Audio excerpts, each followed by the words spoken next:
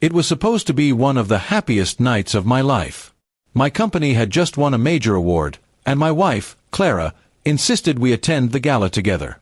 She spent hours getting ready, twirling in front of the mirror in her elegant silver dress. I remember smiling, thinking how lucky I was to have her by my side. I didn't know then that the night would change everything I believed about love and loyalty. When we arrived at the event, everything seemed perfect. The lights shimmered, laughter filled the air, and Clara held my arm tightly. Then, I noticed him, Jake, her ex-boyfriend. I'd heard his name before, always spoken casually, as if he were a forgotten chapter of her past. Clara smiled a little too brightly when she saw him. She told me she hadn't seen him in years, and that it would be rude not to say hello. I didn't think much of it then. A few minutes later, I found myself alone at our table while Clara and Jake stood across the room, talking and laughing. Their conversation stretched longer than I was comfortable with. Every now and then, Clara threw her head back, laughing the way she used to when we first started dating. Something in my chest twisted. I told myself I was overthinking, that she was just being polite. But when the music started, and Jake extended his hand toward her, Clara didn't hesitate. She turned to me briefly and said with a grin, "He's just my +1 for this song." Then she walked to the dance floor with him. Everyone around us laughed, taking it as a joke. But I didn't. Her words hit harder than I could explain. I watched as they danced, close, too close. Her smile wasn't the one she gave to acquaintances. It was soft, familiar, and full of nostalgia. I sat there, frozen, while my colleagues pretended not to notice my discomfort.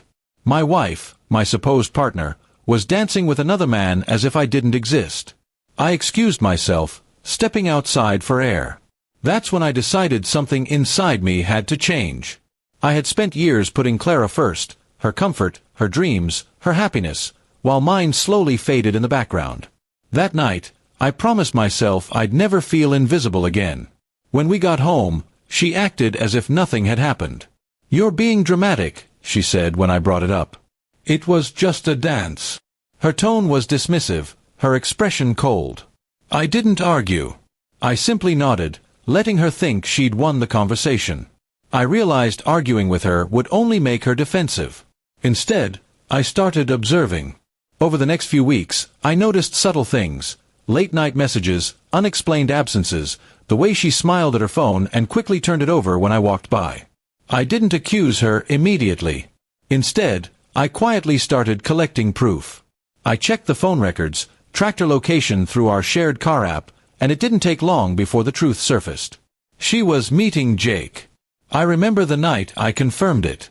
She told me she was going out with a friend for coffee. Her friend turned out to be Jake, and their coffee shop meeting turned into a drive to a hotel parking lot. I waited, numb, as the hours ticked by. When she came home later, she kissed my cheek as if nothing had happened. I felt disgusted but calm, too calm. The kind of calm that comes right before a storm. Instead of confronting her immediately, I planned everything carefully. I transferred my savings to a separate account, gathered documents, and made sure the house, which was in my name, couldn't be used against me. I even hired a lawyer discreetly. Every step I took was quiet but deliberate. Clara had no idea what was coming. A month later, we were invited to another event, a small dinner hosted by her company. I agreed to attend, pretending everything was normal.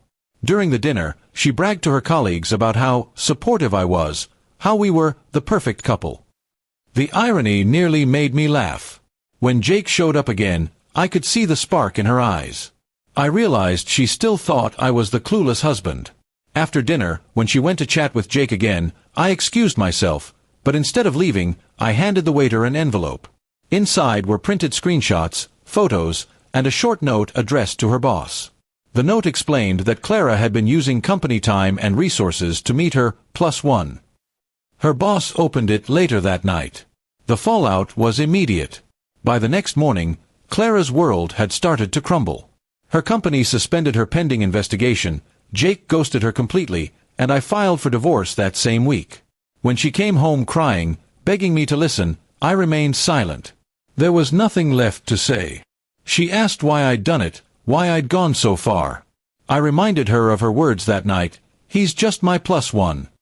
I told her she made me feel like a guest in my own marriage, a background character in her little show.